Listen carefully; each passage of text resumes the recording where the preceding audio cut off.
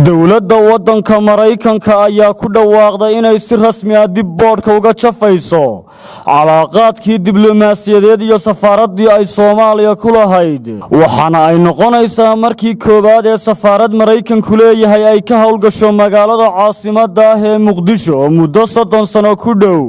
sida lagu sheegay war-saxaafadeed ay soo saartay wasaaradda arrimaha dibadda ee waddankaasi Maraykanku haweeney afhayeena oo u hadashay waaxda arrimaha dibadda ee waddankaasi Maraykanka oo lagu magacaabo Heather Nauert ayaa arrinkaasi ku tilmaantay mid taariikhi ah isla markaana ka turjumaysa horumarka dalka Soomaaliya warka waaxda arrimaha dibadda ka soo yeeray ayaa waxaa lagu sheegay in tallaabada uu Maraykanku qaaday ay ka dhigan tahay sida dowladda waddankaasi Maraykanka ay uga go'an tahay xasiloonida dimuqraadiyadda iyo horumarka dhaqaale ee danta u ah labadaasi dal safiirka cusub ee Soomaaliya Donald Yamamoto ayaa durbaba ka howlgalaya safaaradda Maraykanka ee Muqdisho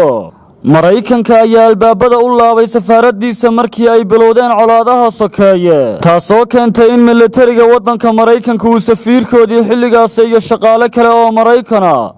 uu ka soo daadgureeyay magaalada Muqdisho ee caasimadda waddanka Soomaaliya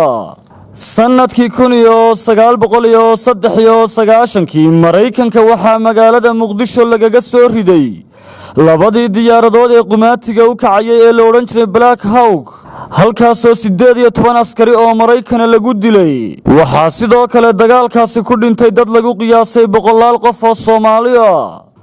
labadaas diyaaradood ee laga soo riday ayaa waxaa laga sameeyay filin lagu magacaabo Black Hawk Down Maraykanka ayaa dowladii cusbeed ee Soomaaliya si rasmi ah u aqoonsantay sanadku markuu ahaa 2013 balse safaaradiisa Soomaaliya ayuu xarun uga dhigay magaalada Nairobi ee dalka Kenya Maraykanka ayaa duqeymo uu ku bartilmaameedsanayo dagaalyahanada xarakada Al-Shabaab ka wada qaybo badan oo dalka Soomaaliya waxaana dhawaan booqasho ku tagay magaalada Muqdisho madaxa taliska ciidamada Maraykanka ee Afrika ee lagu magacaabo Africom Siciid Axmed Tamreyse wararka telefishanka caalamiga ah Star